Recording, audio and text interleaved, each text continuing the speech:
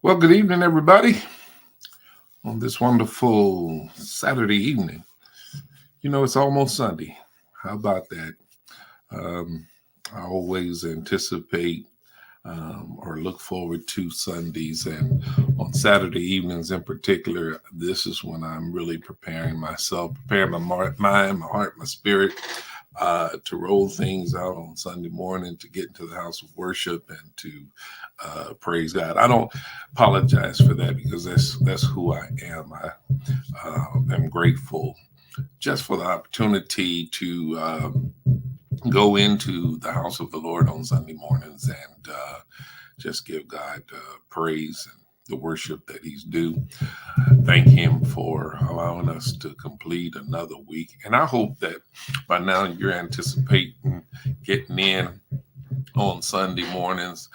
Marcus, good evening to you, and I hope you're having a great evening, a great Saturday on today. I want to give some people time to log on tonight and to get in and become a part of this special Mocha moment, if you will. And so, if you're logging in with us right now, if you're getting on with us, why don't you text a friend, neighbor, co-worker, church member, just let them know that we're on live, just sharing tonight, not getting into anything really, really deep, but just taking the time to greet some people tonight and just share a few things.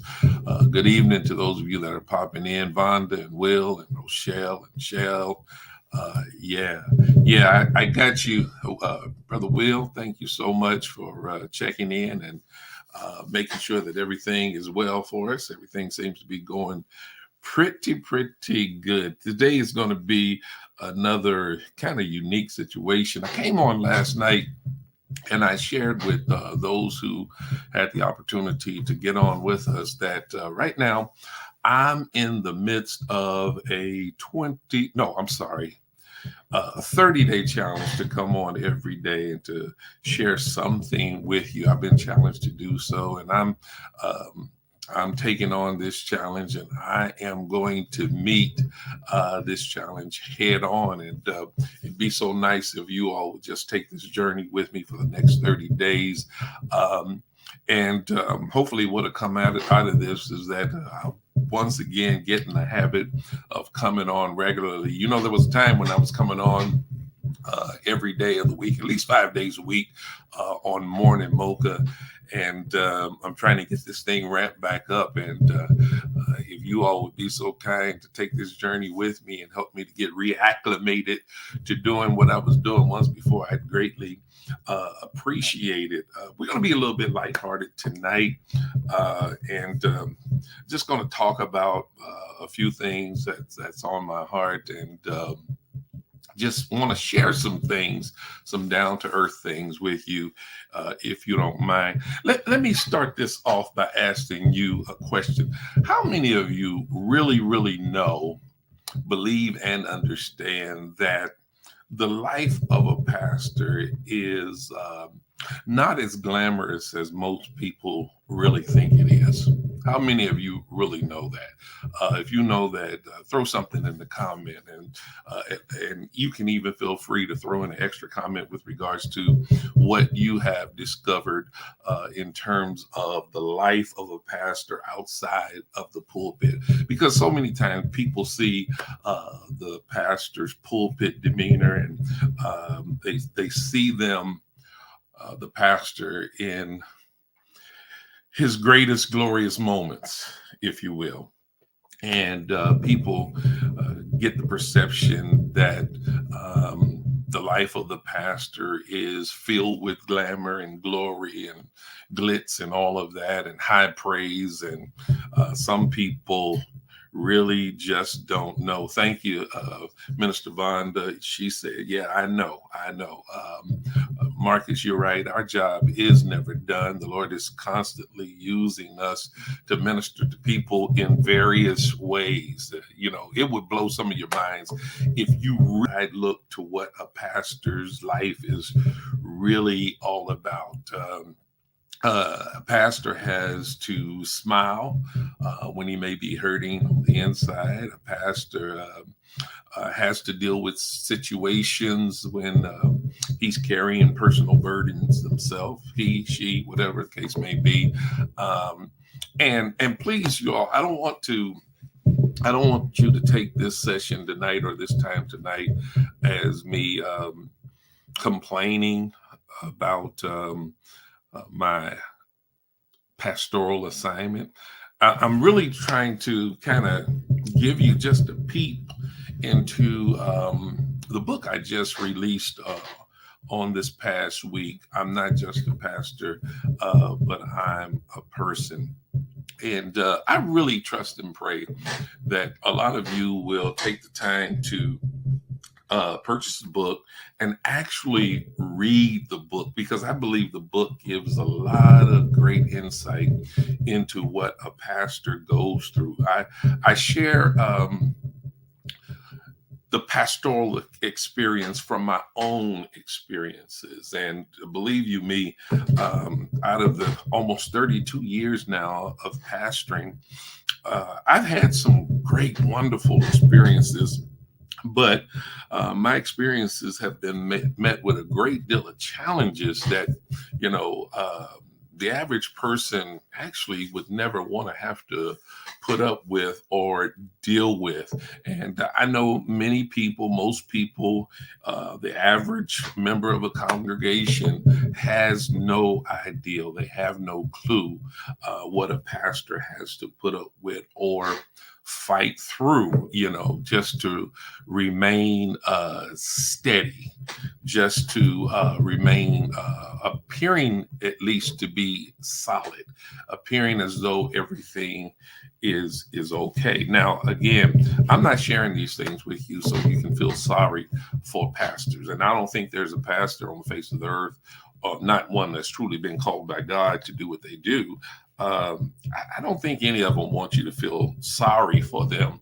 But I think most pastors would agree that they would love it if people would just understand their position, understand their calling, and understand that they're just ordinary people with unique assignments. That's all we are. We are people just like you are. The pastors are ordinary people, just like the kind of people you work with on a day-to-day basis. Again, we just have very, very unique assignments. And I share some of that in the book.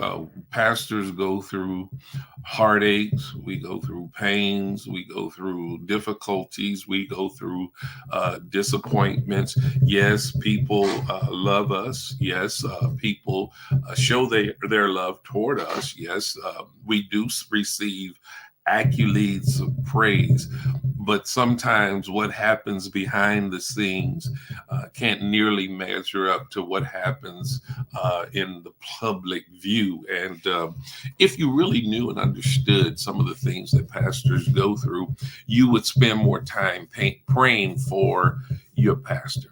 And that's one of the things I want to challenge each and every person that's on here tonight, everyone that logs on. I hope and pray that by the time I'm done here tonight, that you would make a commitment to be much more intentional about praying for your pastor. Yeah, because they definitely need your prayers. They need you to lift them up. They need for you to have their hearts and be concerned about them, just like they are concerned about you. Let me ask you this question: how many of you ever stop and consider, who does the pastor really have to go to when he's dealing with or she's dealing with troubles or situations and circumstances in their life? Who does a pastor really have? You given that much thought? You know, I know that most of us would say, well, it would seem like a pastor could go to another pastor, and I would agree with that. But sometimes pastors can be so busy with their congregations that they don't have the space all the time to make themselves available to other pastors. And it's somewhat sad, but it's a actual fact. But if the pastor is surrounded by people who understand the pastor's assignment and understands what kind of anointing that it takes for pastors to stand strong in their assignment and to fulfill their assignment as God has called them to fulfill their assignment. If you really, really, really had a clear understanding of what that looks like, feels like, and what it requires, then you would constantly lift up the pastor in prayer. Some of the things that I talk about in my book is, and I really stress this, that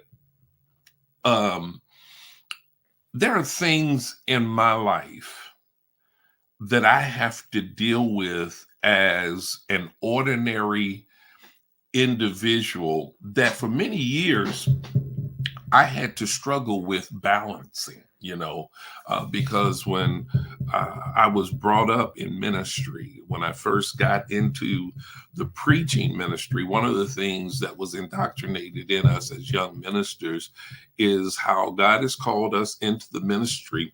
And our first and primary ministry should be the church, if you will. Now, they may not have said it in those exact words, but it was strongly implied that you've got to devote yourself to ministry. Everything that you do in life has to be focused on ministry. It needs to be directed toward ministry. You have been called to serve a people. And if I was to be very, very candid about this, some of us mistranslated what was being said to us. Either we mistranslated or misinterpreted, or we may have received the very message that was being conveyed to us, but we failed to see how interpreting that message in a wrong way or without the proper balance would create other problems for us. So what am I talking about? There have been many, many pastors who were so dedicated to ministry, so entrenched in their ministry, so in love with their ministry that they unconsciously neglected their family. They unconsciously neglected themselves. Okay. And what I mean by neglected,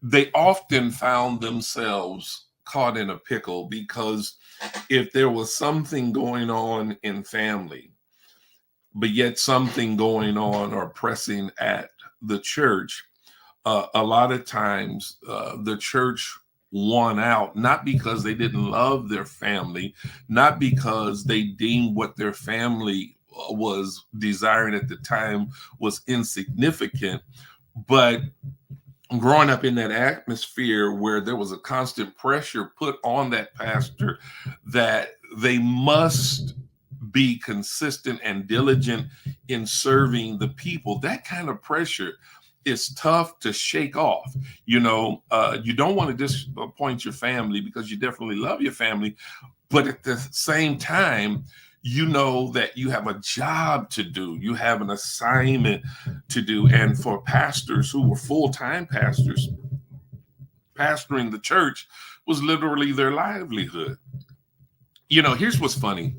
A lot of people that are in pastors' families or who are close to the pastor, and even now some of the members of the congregation feels like that when a pastor is a full-time pastor, that the pastor doesn't have a real job. It's kind of funny, but my own children used to refer to certain things like people working in the workplace or people working on jobs. And if I were to chime in, they would say, no, we're talking about people who have real jobs. And my response to my children would be, okay, so you're trying to suggest that I don't have a real job?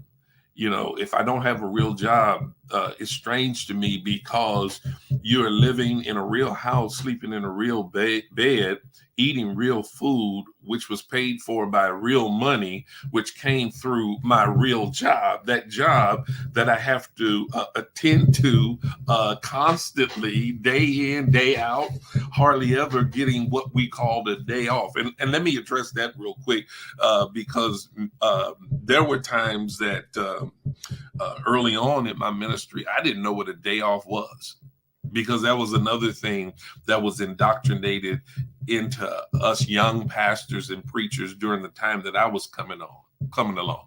There was no such thing as a day off. A pastor is constantly on call 24/7, literally 24/7, 7 days a week, 24 hours a day. There have been times early on, before I knew and learned better, that I would have to put a vacation on pause.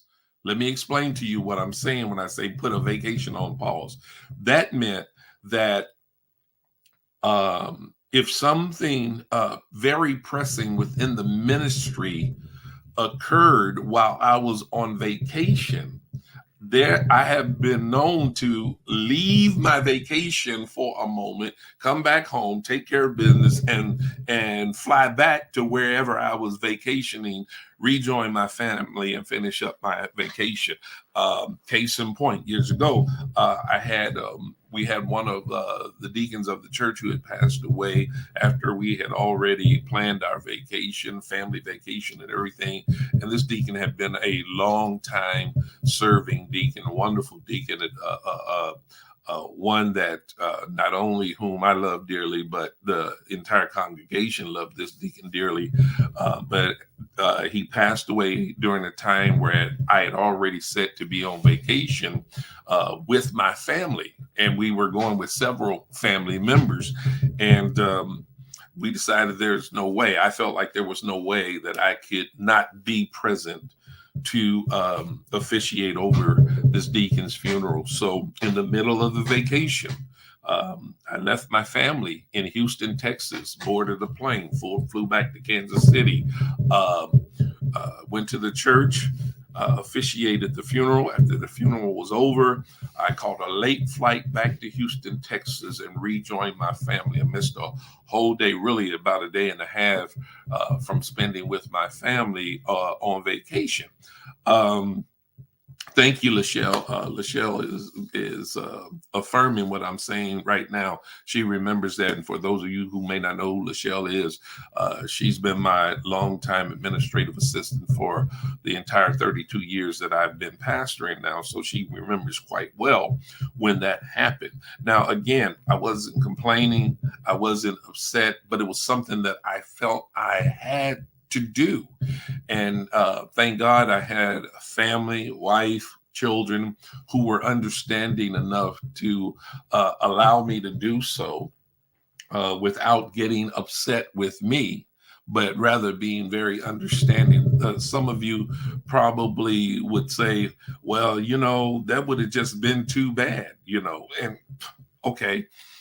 I see where you're coming from. I understand where you're coming from, but being in the position that I was in, and I was still a young pastor early in my pastoral tenure, and I'm still trying to make the best impression upon the people that I was serving. So the pressure was on me to make sure that I was present during these critical times to serve the people that God had assigned me to serve. Now, I know some of you are thinking, man, I just don't know if I would have done that. Well, that's another area that people just don't understand when it comes to a pastor with a true heart for his people. And some people don't give that enough consideration.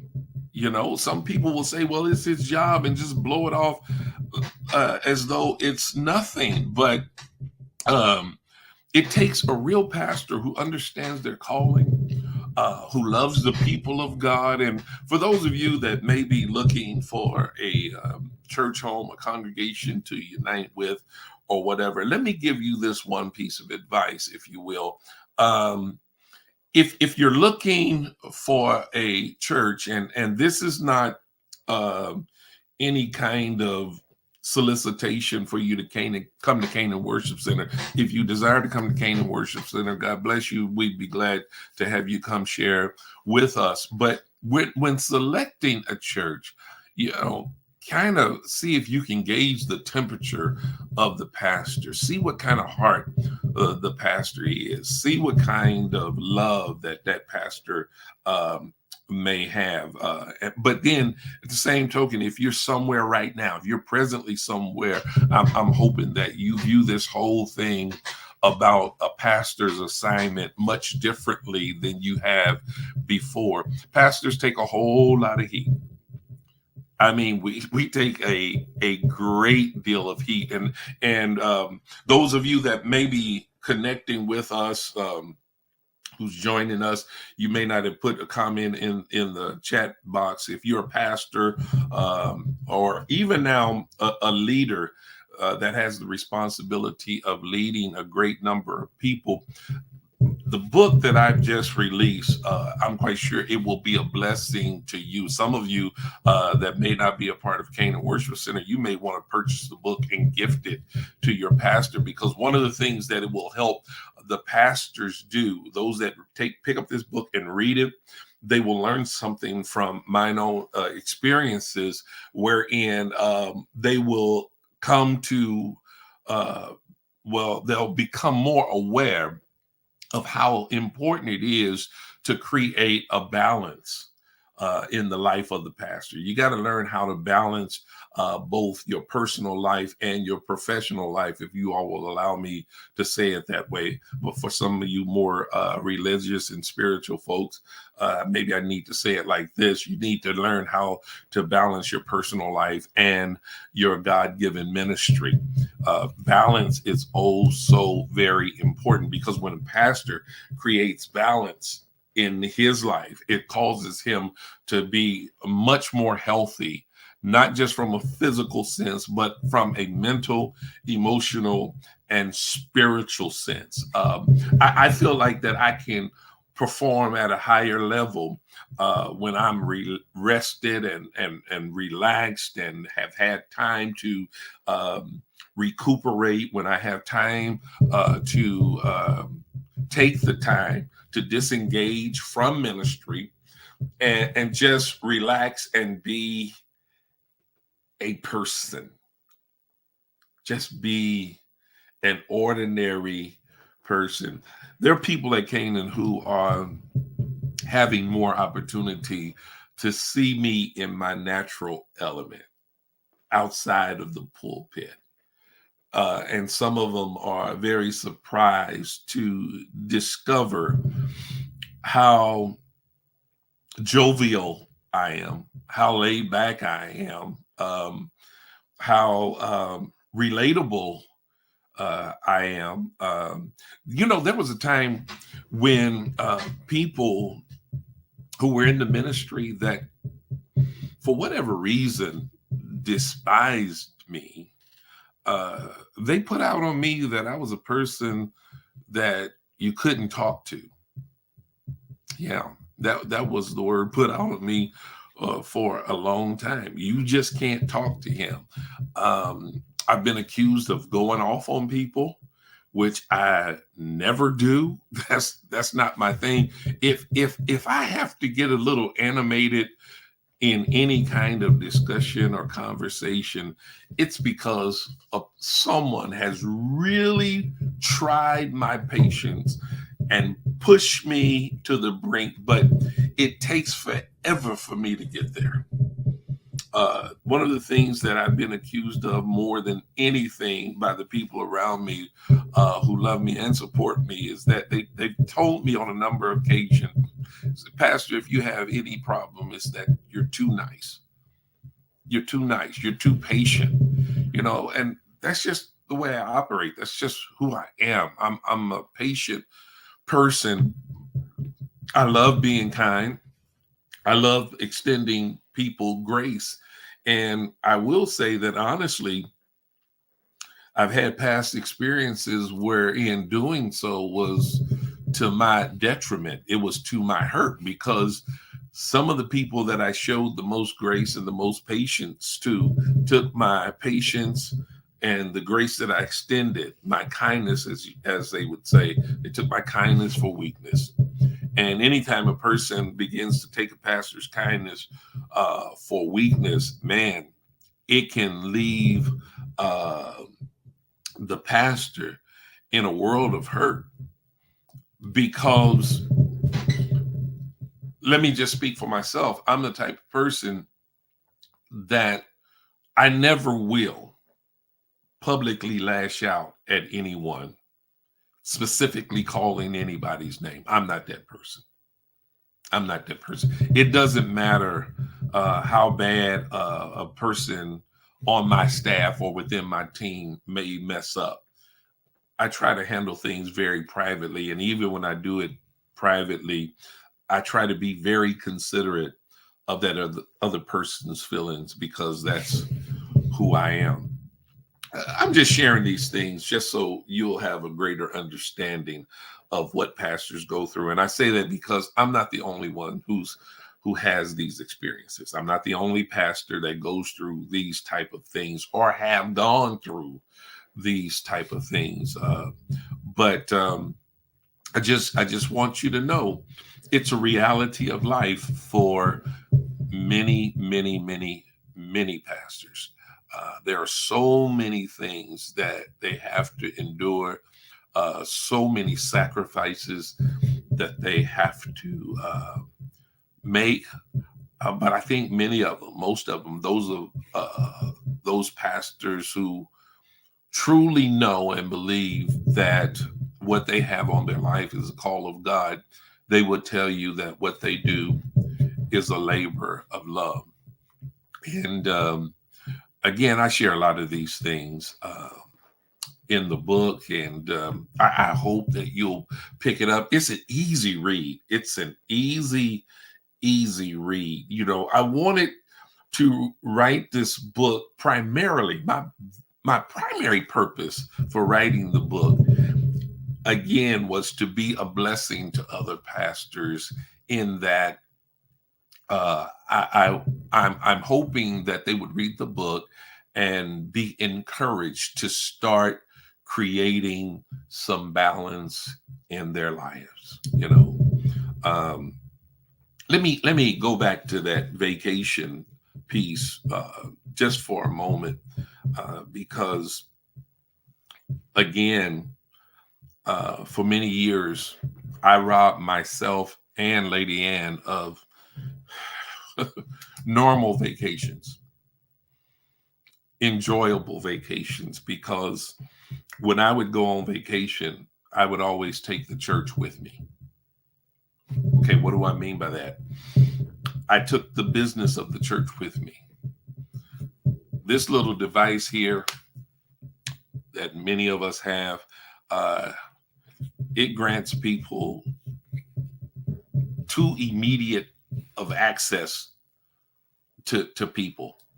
And I would take my cell phone on vacation with me, and I would answer the calls that they would come in, especially if it was from a church member or my office. And let me say this, my office only really called me if they thought it was absolutely necessary. And I would take care of business while I was on vacation. And that changed some years ago. I can recall being on vacation and my phone rang. I answered the phone and I began to have a conversation. I don't remember exactly what the call was about, but it was church business. And I looked up and looked at my wife, and she was glaring at me, and it felt as though her stare burned a hole right through me.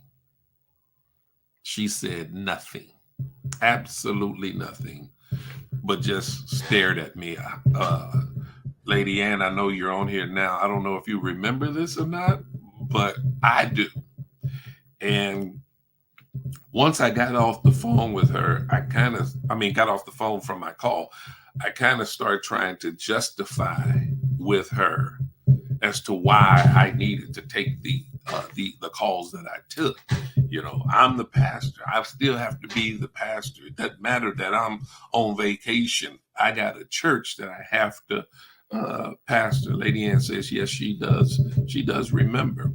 And the more I thought about this thing, and even in my trying to justify what I was feeling in the moment and justify my reason for taking that phone call, I truly believe it was the Holy Spirit that checked my spirit and more or less let me feel what she was feeling, because that was her way of saying to me, I share you all the time with an entire congregation.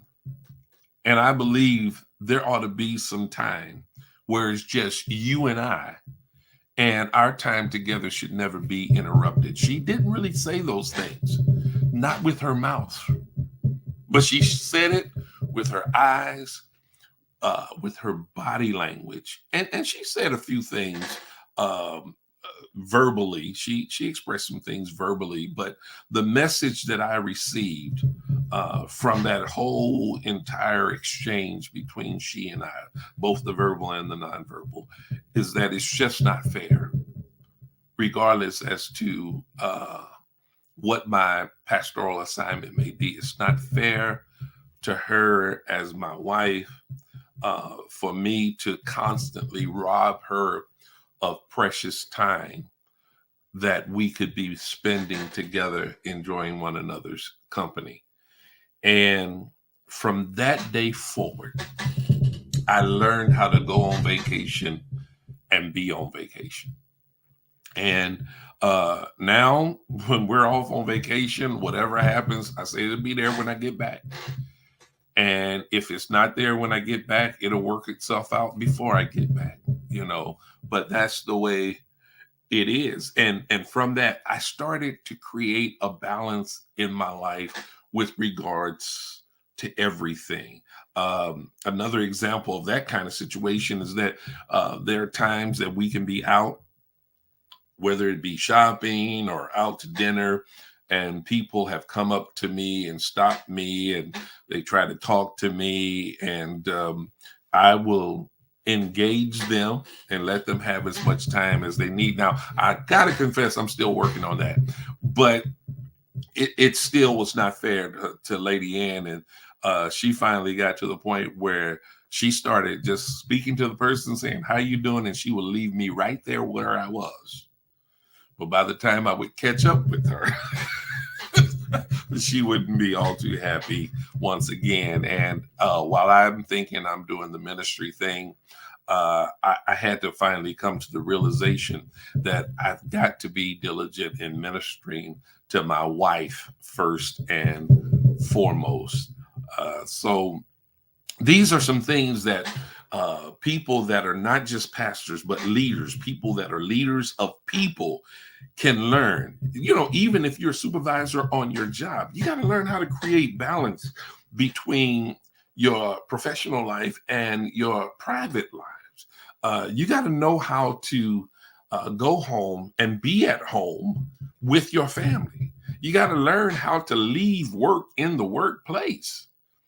And when you come to the realization that you are not your title or your position, then I believe then you'll become so free. You'll become so free to do what you need to do and to be who you are away from the professional arena. One of the things that I love is the fact that in the past few years, um, I've been able, I've learned, and I have been able to, when I show up in a place, to show up as my authentic self. This evening, our granddaughter, my little pride and joy, if y'all would allow me to say that, she went to her senior prom this evening, and we met her at the place where she was going to take her prom pictures and all of that. And, I had already had a very, very busy day doing ministry stuff. My wife and I, we attended a funeral today of some very dear friends of mine, and we wanted to be there to minister to the family in whatever way we were. And when I mean minister, just having our presence there and expressing our love toward them. And the funeral was almost 3 hours long, and it was kind of physically taxing. I was a little bit tired, but when leaving the church, we knew what our granddaughter was doing tonight. We knew that this was a special event for her, and she wanted Nana and Pawpaw there. And I refused to make any excuse with regards to, I'm just tired, and, I've got to preach tomorrow and all that. No, no, no, no, no. The pawpaw in me said, no, I got to go see my tailor. And besides that, Nana wouldn't have been having it no way. She'd be like, okay, you can be as tired as you want to be, but you're going to drive me to where we need to meet our granddaughter and be a part of this. No, so I told the women's group last night, the VNV ministry, that I'm not dumb. I'm not stupid. God has given me great wisdom, and I know what I need to do with regards to pleasing Lady Ann. And I do that because of the fact that I value family. I tell you all the time that I love Lady Ann, and I like to keep her smiling. I like to keep her happy. But then I love my grandchildren. Now, some of you all that were with me on last night, you say, well, yeah, you said that last night. Well, that message right there never gets old with me. And as long as I have life and breath in my body, I'm going to constantly proclaim my love for my family, my wife, children, and my grandchildren. But anyway, that's all I have tonight. I'm glad you all popped in on me tonight, and I hope that you'll get the book. Get the book. I'm not just a pastor. I am a person.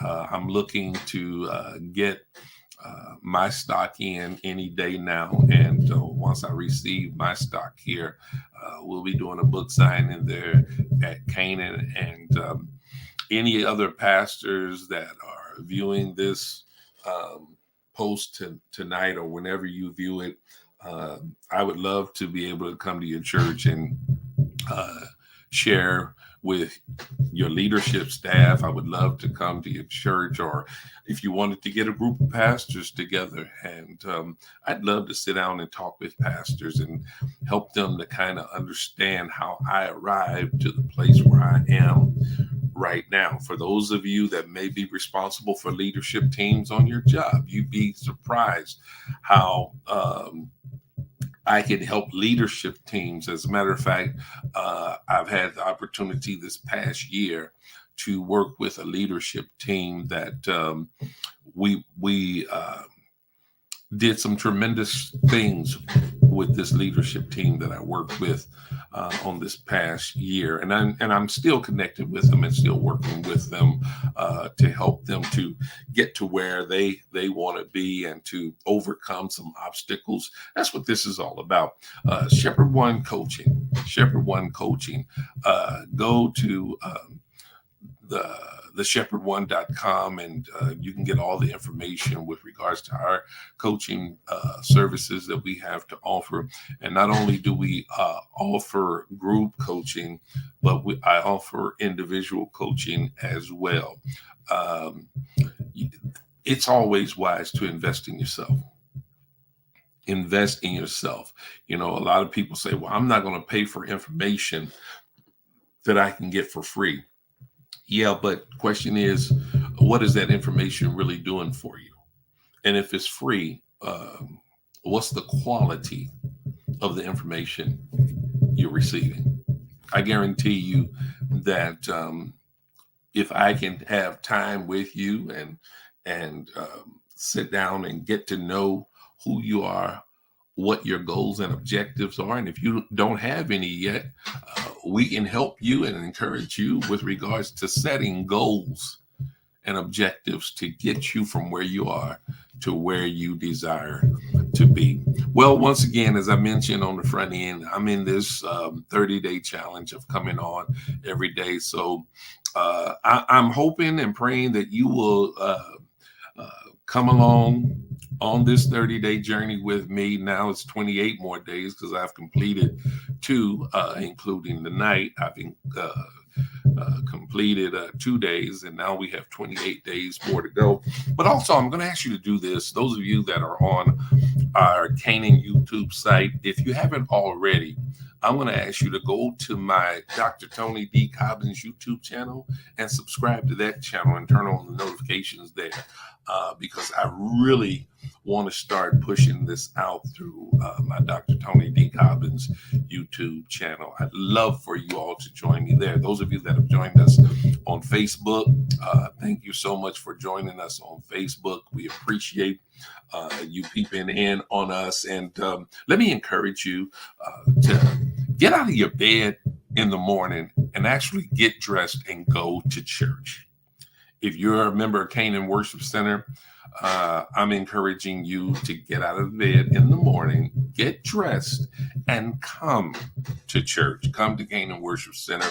To remind you, some of you may have never visited the church, and you probably assume that we're like every other church and we start at 10:30, 11 o'clock. No, we start at 9 a.m.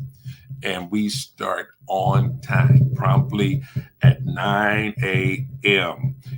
If I don't hear praise and worship going on promptly at 9 a.m. or at least the opening scripture and prayer, then I got to find out what's happening, because I do believe in us starting on time. And some of you might say, well, 9 o'clock is early, but think about this. You get out early as well.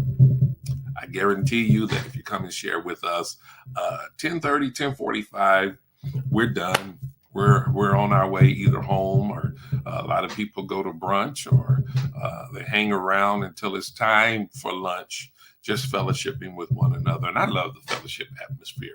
Canaan Worship Center is a place where you can fellowship with one another. You can meet some great people at Canaan Worship Center. But if you don't come to Canaan, go to the church of your choice.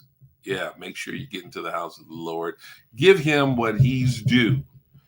He deserves our worship. He deserves our praise. Well, can't wait to see you in the morning, Canaan.